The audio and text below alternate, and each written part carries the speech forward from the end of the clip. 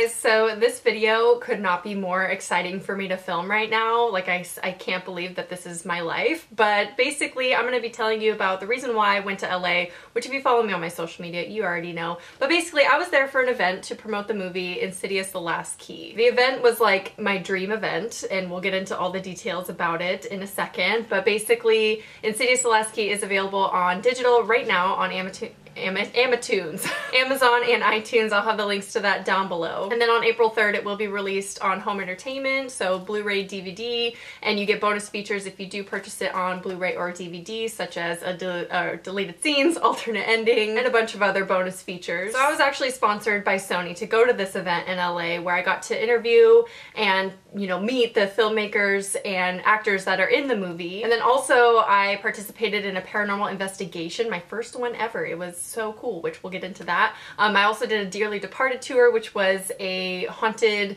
kind of tour, shows you famous sites in LA. There were only a handful of creators that were invited to this event, so I felt very special that I was selected by Sony to do this. So thank you so much to Sony, by the way, for this opportunity, because it was honestly like one of my favorite things that's ever happened to me in my life.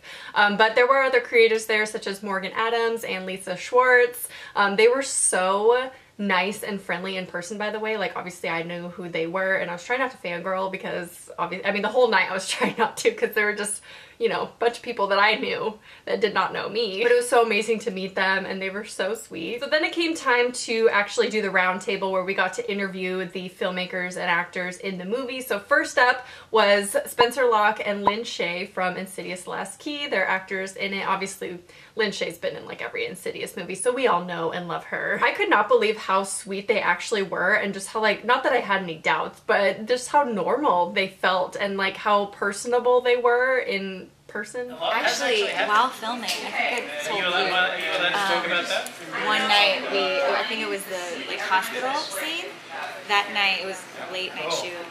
I woke up like 3 a.m. Just saw in the corner of my room a dark figure fly at me. Oh my gosh. In just pure terror. And said a quick little prayer, went back to sleep. Next day I brought it up on set. They told me that where we were shooting was apparently an abandoned hospital or something. Oh wow. I don't know if that was true. I don't know if they were just messing with me.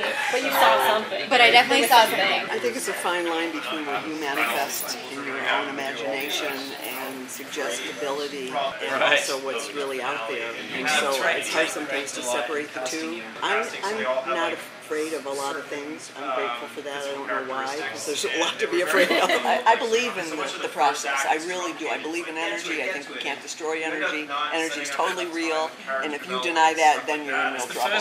And I think being welcoming in some weird way of all forces, whatever they may be, welcoming and sort of an open and kind of loving respect is a perfect word. To respect all things is a safety, is a place of safety. So after we talked to them for a bit, we got to interview the filmmakers, Lee Wannell, who's the writer of Insidious: Last Key. He also plays Specs in the movie, and then the director, Adam Robitel. They were also really chill. Like, chill is the best answer. They just felt like normal people having a conversation with them, and it was so cool. Were there any significant movies, like, growing up that made you want to become filmmakers or work on movies as a career? I was raised on really, really scary ghost stories, and so my grandmother scared the shit out of us when we were kids. So I've always loved being scared and scaring people, and so I think that was a natural gravitation to, and then I started discovering it at Ground Oh, and when I was a kid, I was a fan of the films that everybody else was a fan of.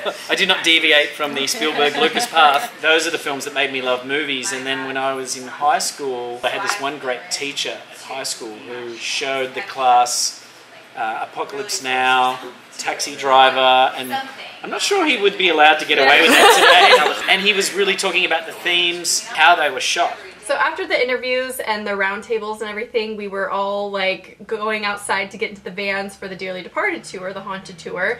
And this is probably one of my favorite parts of the night, and it was so funny because Brian and I, my boyfriend, were sitting in the front seat, like behind the driver's seat, and then all of a sudden, Lee Wannell, the writer of Insidious: The Last Key, the actor in it, walks up and he's like, hey, me and my dad are gonna join you if that's okay. And so he ends up sitting right behind me, and then his dad sits right next to me. So like the whole time I'm sitting next to this, like, I mean, to me, he's a horror icon, right? And his dad is just chilling, bumping elbows with me in the van, you know, going on this haunted tour. And I remember thinking in that van, in that moment, I was like, is this really my life right now? This is, did any of you guys see American Horror Story Cult? Yes. Okay, do you remember the house with the hazmat people? Okay, yes. So she looks out the window there. This is the house here. The ice cream truck at one point is parked right here, but that's the house right there. Now, in Halloween, there was no garage, it was a carport. She runs out of this house, trips right here, runs up the steps right here, bangs it. Let me in, they won't let her in. Then she runs over here. The keys, Tommy, let me in. The boogeyman's here. This is all this house right here, which is also from Cult right here. So all this would happen. Across the street, it's 809 is the address. Literally, I'm not kidding. This part is not a joke. When I turn here, the house across the street over there, that house right there, that's the Trump house right there. That's that creepy old Trump house right there. Yeah, old man Trump, that creepy old guy. Seriously, I'm not kidding. That's his house right there. It is. If you guys, when you're looking up here on your left-hand side, if you see any lighting, you'll see up top there. That's where the house that is now there, where Sharon Tate's house was. My house is about 16 years old. We actually built it. It has been on 6 different paranormal reality TV shows in the U.S. Ghost Hunters, My Ghost Story, Paranormal Witness, Haunted History, Ghost Adventures Aftershocks. See you guys in the next slide.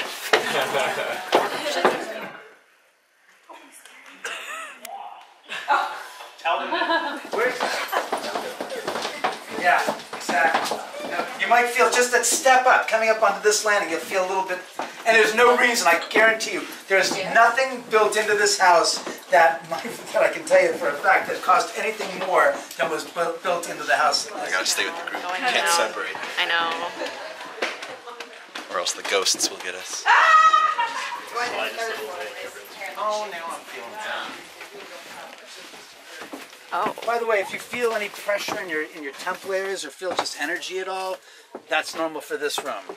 You also might feel like you're rocking sometimes on a boat on that platform. There is nothing about that platform that's at all uneven. So then when that was over, we went back to the American Legion to do the paranormal investigation. So when we walked in, we were introduced to the paranormal investigators who'd been doing this for years, and they were so cool.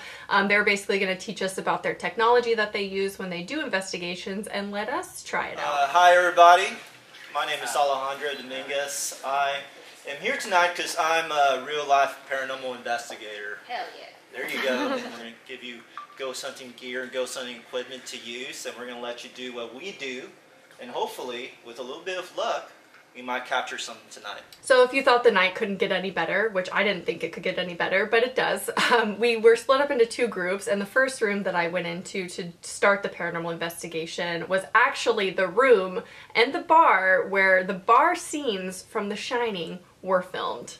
I like how when he was like introducing himself and like, or the caretaker that is of the American Legion was talking about the building and stuff, he just kind of threw it in at the end. Like, oh yeah, and by the way, that bar in there is where they filmed the bar scenes from The Shining. So we did see some like weird blips on the technology while we were in that room, which was really bizarre. Honestly, I'm not a true believer, so I wasn't expecting much out of the paranormal investigation, to be honest, but we did find some things, which was really weird. Just being in there, like, you know, knowing that it's supposedly haunted, people have actually died in that building, was creepy enough. So then the second room that we went into, I was in charge of the EMF reader. And as he's talking, the thing is going off, and it only goes off as he's talking. And I'm like holding it like, oh my God, it's happening. Like, is this real? And everyone had turned their phones on airplane mode because it can interfere with technology, or technology can interfere with it and like affect it, you know? So it was really weird to see, like with my own eyes, holding the machine, it going off as we're speaking to this supposed ghost. He wants to ask a You question. want somebody else besides me to talk? Right here. Put your hands over here, or put the device over here. Do you feel anything cooler over here? No. No? Just think, there's one last thing you want to say. I think we might be heading downstairs again. You can talk into one of these devices, talk into this red light, and we play it back. Maybe we can hear your message. There were some responses on those machines, though. We got some Like clear as day. That was weird. I'm just so grateful to Sony for having me attend that event. I mean, it just was, like I said, one of my favorite moments in my life. Like, it'll be really hard to top that, and just me as a horror fan and a horror lover, like every single thing that night was just perfect. And I will be reviewing Insidious: The Last Key on my horror channel. I know I haven't done that yet, but I will be doing that. Spoiler alert, I really love it. And no, I'm not paid to say that. I genuinely really like it. I like all the Insidious movies, and the plot and the further is like my favorite part of the movies. So yeah, love the scares in this, by the way. The Key Man, oh my god, Keyface I think his name is, which is also played by Javier Botet, who is probably one of my favorite actors of all time. I will, of course, have the links to buy the movie on digital down below, and then look for it on April 3rd on Blu-ray and DVD. And a huge thank you again to Sony for this opportunity. If you've seen the movie, let me know your thoughts down below. But yeah, I hope you guys enjoyed this video, and I will talk to you soon. Bye.